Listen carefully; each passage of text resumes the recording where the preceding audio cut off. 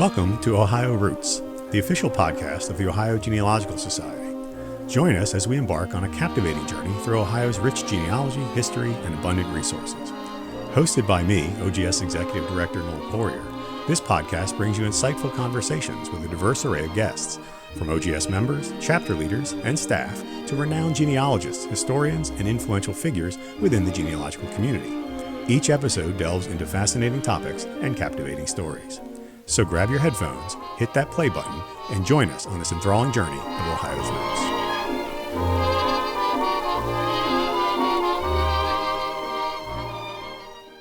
On this episode of the Ohio Roots podcast, I'm speaking with Erin Harris, the webmaster of the Montgomery County chapter of OGS, about her personal genealogical journey discovering the roots of her Ohio family history, the chapter's efforts to provide access to important local genealogical information, and the use of technology in genealogical research in general. I think you'll appreciate her perspective on having an unfamiliar surname in a small Ohio community. Well, I'm really happy to welcome Erin Harris to the Ohio Roots podcast today. Erin is the webmaster for the Montgomery County chapter of OGS, but she also has her own genealogical stories to tell. And I'm looking forward to hearing what she has to say. Erin, thanks for joining us. It's great to be here. Appreciate it. I'll start with what I start with everybody. What was it in your own life experience that got you interested in doing genealogy? My name is Erin Harris, but my main name is actually Weckesser, Weckesser. And my father was born and raised in Dayton, Ohio, Montgomery County. But when I was born, my parents had moved a little bit north of Dayton up to Champaign County because my dad liked the rural area and slower pace than, Dayton City and stuff like that. And so when I started school, when I was 5, 6 years old, and I stayed in that district from, K through 12 all the way through. But being a Weckesser was a little bit abnormal to them, the area. In Champaign County, a lot of those families had been there for multiple generations, and I was just not one of them. My last name was just very unique and odd to them. And so going through school, I was kind of always the new kid, and I never really understood why. But I understood later that, I was going to school with a lot of cousins and a lot of siblings and a lot of cousins to siblings and a lot of very interconnected families that I just did not have up there. And so I often heard, well, where are you from? Where's your family from? We don't know your family. Different kind of negative, reactions to my last name, because we weren't familiar to them. So in about 2002, my family moved away from the area. My dad and my mom moved up to Wisconsin to be with my mom's family. And I did not want to go to Wisconsin. So I decided that I was going to move to Dayton. I was in college. I was going to graduate. I didn't really have a plan, but I knew Dayton was probably going to be better in terms of job opportunities than staying up north in the rural community. Sure. So I moved to Dayton pretty much by myself. And, I'm out in the community, I'm doing things with like my driver's license. I got a library card. I got a Blockbuster card, all these things, and started applying for jobs. And people started going, oh, you're a Weckesser. Oh, I went to school with a Weckesser, or, my neighbor was one, I'm related to one. Are you related to this person and that person? And I'm sitting here like, whoa, who are all these people? And I was surprised, but they were also reacting very positively to the Weckesser name. Right. And that wasn't something that I was used to. Now, my dad had 2 sisters, but they were married, so they were really no longer Weckessers. My grandparents, his parents still lived there, but they had passed away. So I was not familiar with why these people knew all these Weckessers. Who are all these Weckessers? So I started to dig in a little bit. And, I kind of started with Calvary Cemetery and their database, and kind of, Ancestry.com was fairly new in 2002, and I had no idea what I was doing. But I started looking up the Weckessers. And there was a lot of them. And there's a lot of them at Calvary. And, throughout the census records and the various records, I was like, okay, well, this makes a lot of sense. Right. And so I called my dad and I explained to him, what was going on? Why are all these people so familiar with my last name? And he kind of laughed and he goes, well, if anybody ever asks you if you're related to a Wexler, yes, you are. And they're good people. And he was very specific to say, and they're good people. Right. And I'm like, okay, I still don't really know what that means. But I did all the genealogy for the Wexler family, and I was like, wow, okay, cool. We've been here since the 1850s.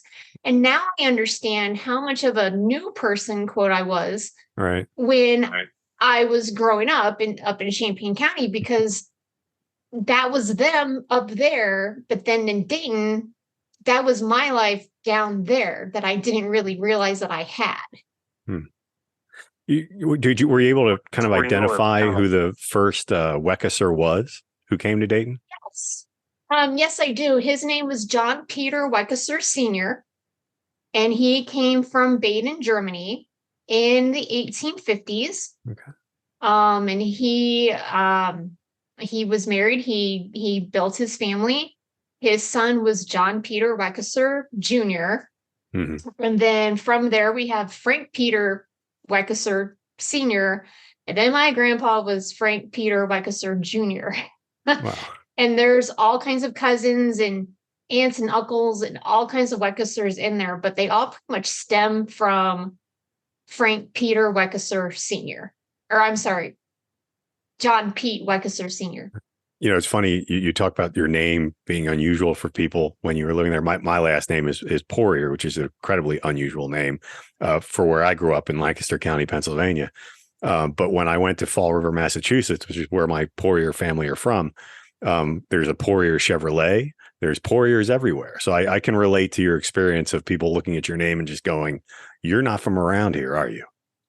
Right. And, and it was really odd and kind of, it was funny. But in 11th grade, I decided to take German. I had taken 2 years of French, and then I finally decided to take German. And the teacher goes down the roster and she hits Weckeser and she slams her hand down on the desk. I'm like, oh God, what? Because I had gone through a couple years of my brother's teachers. He had graduated long before I did.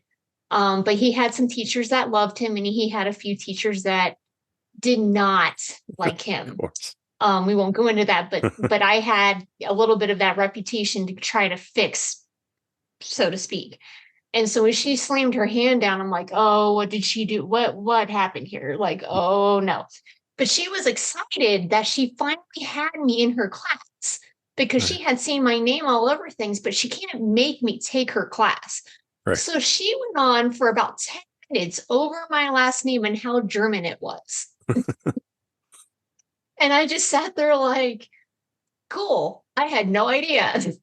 Like, I knew it was German, but I didn't know how German it was. And I didn't know any of my ancestry before that. But that was a pretty unique reaction to my last name for once. Have you traced any of your Weckeser family back into Germany?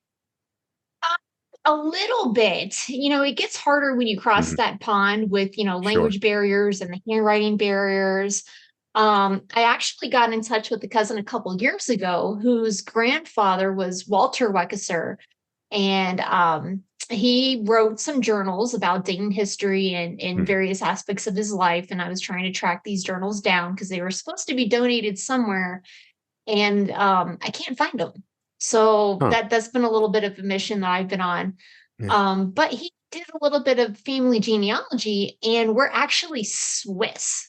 Oh, okay.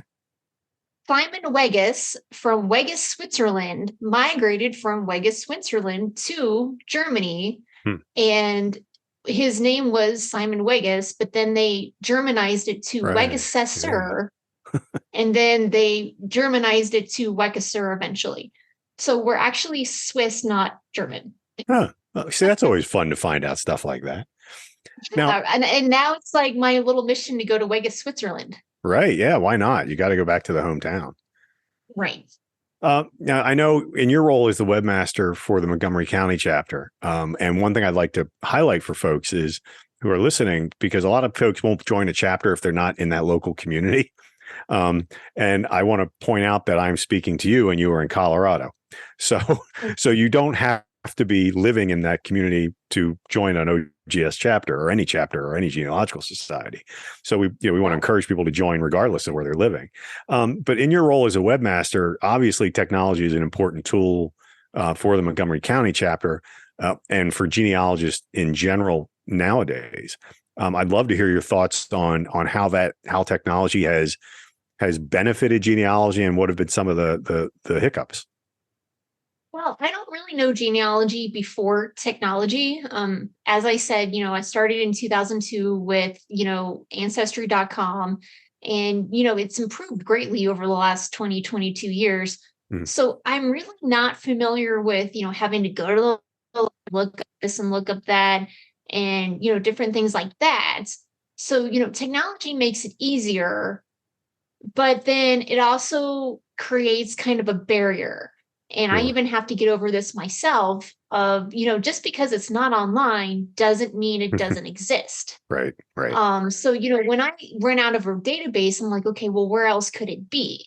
So, Mhm. I still have to call libraries. I still have to call archive places. I still have to, contact churches and say, hey, this isn't online, but is there a chance that it exists somewhere else? Mhm.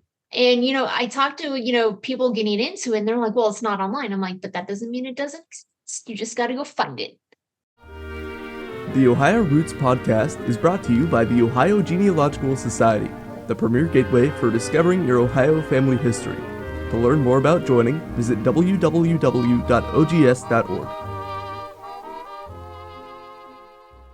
If you enjoy listening to the Ohio Roots podcast, we would really appreciate it if you could go to whatever platform it is that you listen and give us a good review. Reviews help us get more listeners and reach more people with Ohio Roots and what we're trying to do with the Ohio Genealogical Society. So please leave us a nice review, and thanks for listening. One of my concerns with technology generally is while it's introduced a lot more people to genealogy because it's right there in front of them, we all know that what we see on these websites, whether it's Ancestry or even Family Search or Find a Grave or name it, is they're essentially databases, and databases are only as good as the data that's put into them.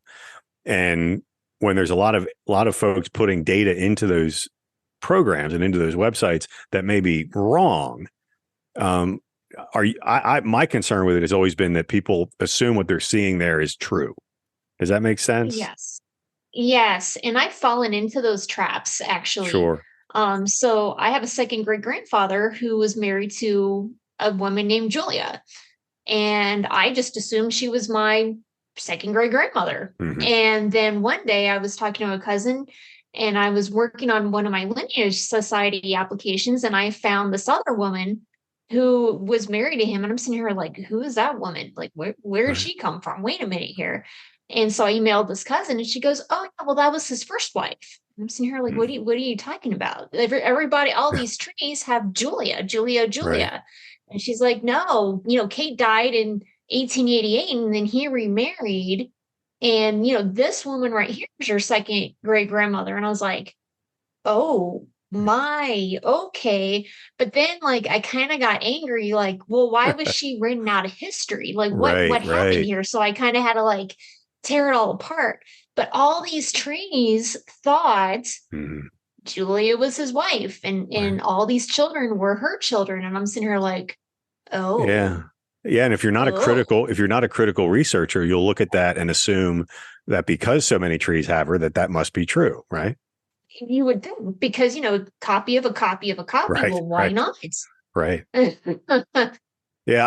I just noticed that in my own research when I find somebody on Ancestry or Family Search and I look at somebody's tree and I just want to write them and say, you've got this wrong.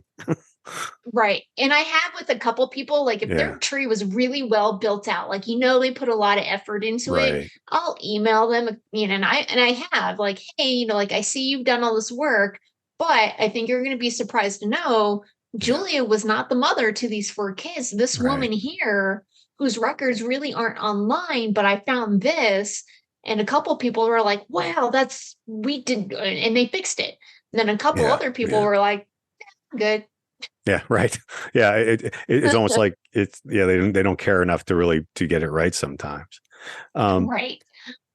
Talk to me a little bit about the development of the Montgomery County chapter's website. I think Montgomery County has one of the best websites out there for OGS chapters, and I'd love to hear your thoughts on its development and how you kind of tackled that. Well, so I actually picked it up from the previous webmaster who he's getting a little older, and so he decided to kind of hang up that responsibility. And I had mentioned, I was interested in being on the web team, and so he asked me if I would take it over. Right. And the first thing that I was like, well, I'm in Colorado, so as long as you understand, I'm in Colorado and you're okay with that, yes, I would be more than happy to take it over. So they understood and they agreed, and I'm like, okay, cool.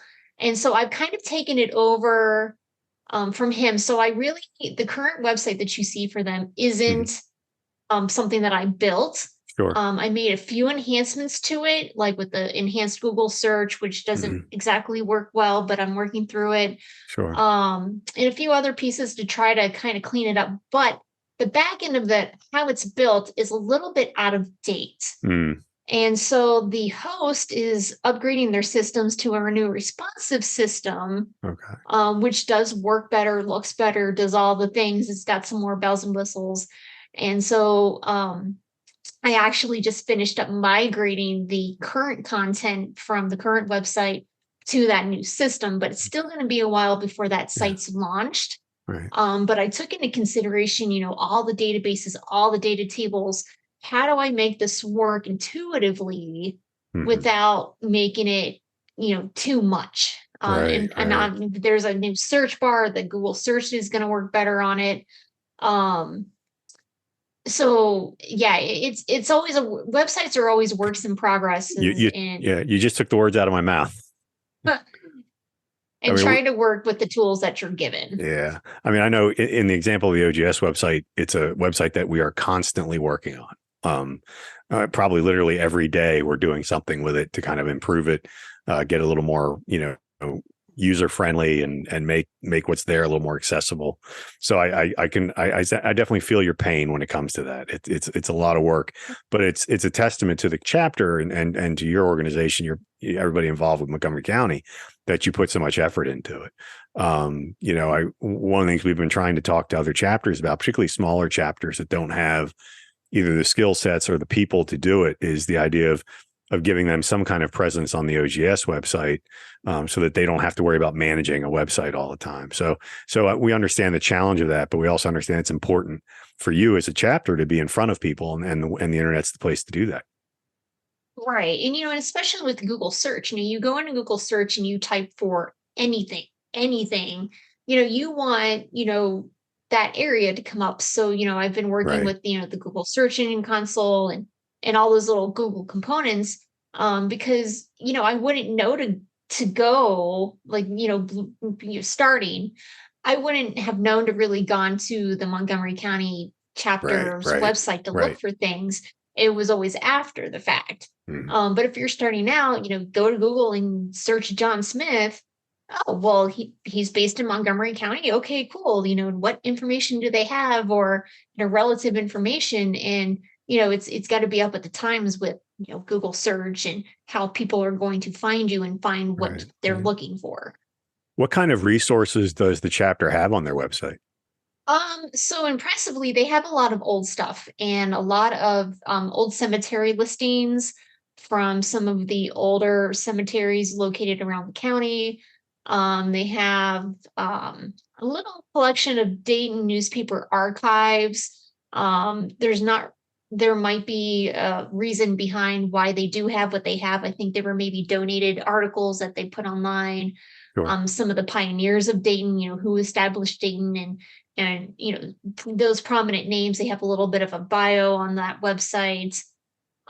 Surname search, also kind of going back to some of the pioneers and the original settlers in Montgomery County.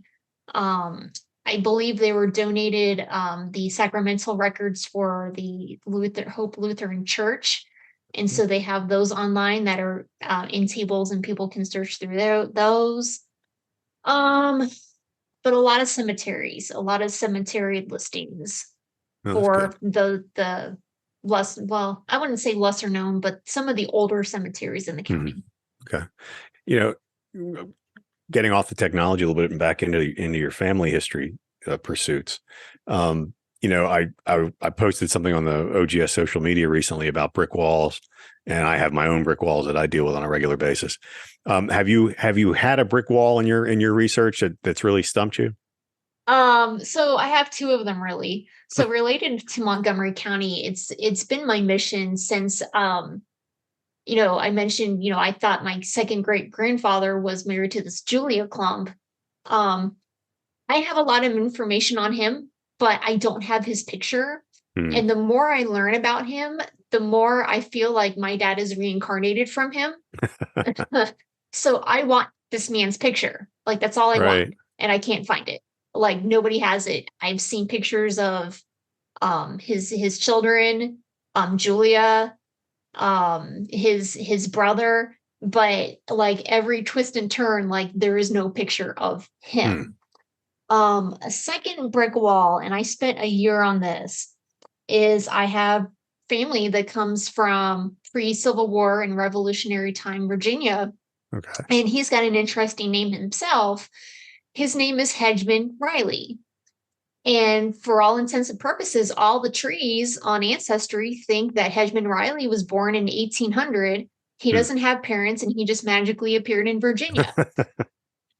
So I dug into where Hedgeman came from, and there's no records. Wow. Like I tore apart every database I could find. I called local genealogy societies, historical societies, and I found a little bits and pieces, but I couldn't find anything. Yeah. So I found a second cousin of my grandmother's who's 100 years old, and he knows how to use technology. He knows how to use things, and we talked, and I got him to do a DNA test. No. And I explained to him what I was doing and why I was going after that. And he's like, wow, I've never, okay, cool. So he did it.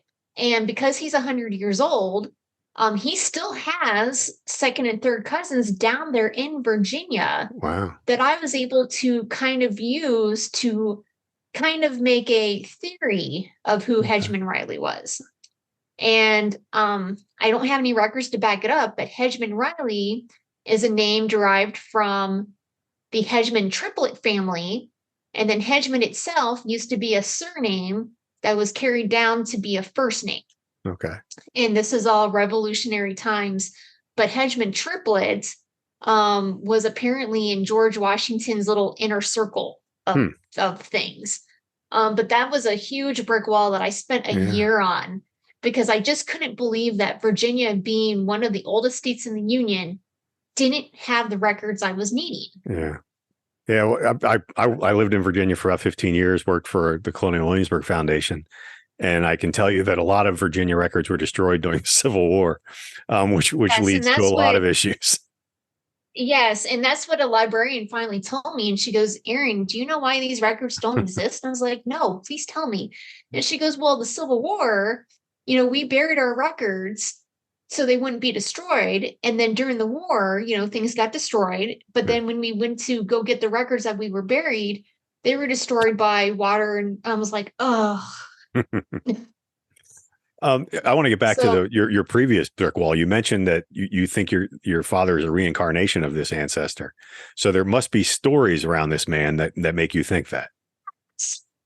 I'm looking at Joseph Klump, and I see his little stories, and he was a blacksmith, he was a farrier, he worked with horses. There's a Okay. story on Dayton history books online where if you wanted to see a Wild West show, why go down to Joseph Klump's shop where he loved the horses, especially the tricky ones, Oh, and he'd be jeez. breaking them in the middle of Wayne Avenue. Oh my. And I remember growing up, my dad was obsessed with wanting to get me into horses, Okay. and my dad didn't have horses. He didn't, like, nobody had a farm, nobody had horses, but he wanted to get a farm and he wanted to have horses and he wanted me to be on a horse, which never happened, Yeah. which I'm perfectly fine with because I'm not a big horseback rider. Um But then I look at, his physical description, and he was tall and physique and had this great, disposition, and it was happy and funny. And I'm like, well, my dad was 6'2". He had a pretty built body. And, and I was just, and then I did find a sketch of his father in the newspapers. They used to put sketches with the obituaries. Mm-hmm. And I have a picture of my dad, and it looks just like him. Like in the sketch. And I was just like, that's too okay. So all that stuff stayed in the genes then. I believe so. I'm not sure exactly. I think the height, like my dad's 6'2", my brother's 6'3", my grandpa, my dad's dad was 6 foot. A lot of the Weckesters that I've met, they are tall. Like they are 6'2" plus. Like they are tall. So I think the height comes in on the Weckester line. But we all have like these darker skin complexions, brown hair, brown eyes, tan. And I want to say that comes in from the clumps, because I see, the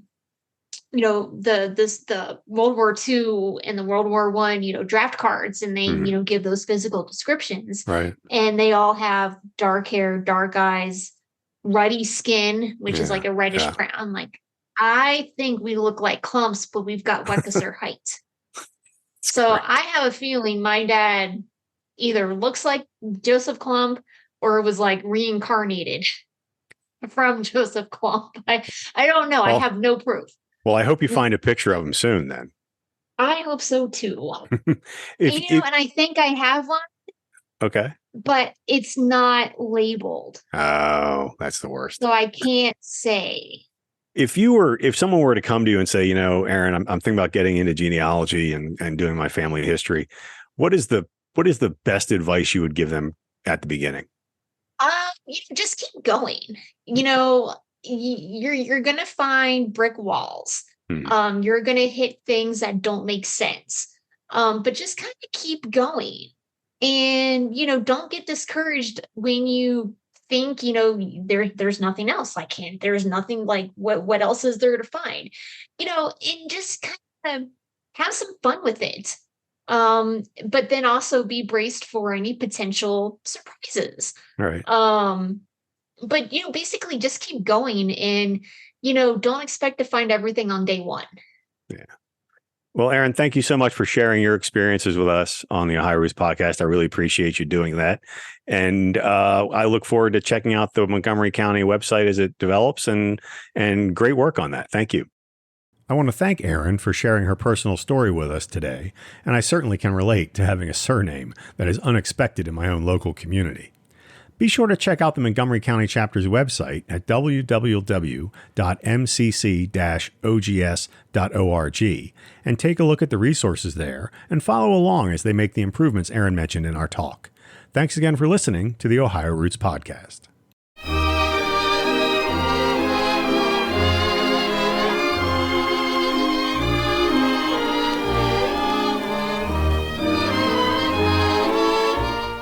The Ohio Roots Podcast is brought to you by the Ohio Genealogical Society, the premier gateway for discovering your Ohio family history. Hosted by OGS Executive Director Noel Poyer and edited by Luke Poyer. Theme song is Beautiful Ohio, recorded by Bob Stanley and his orchestra in 1944. To learn more about joining the Ohio Genealogical Society, visit www.ogs.org.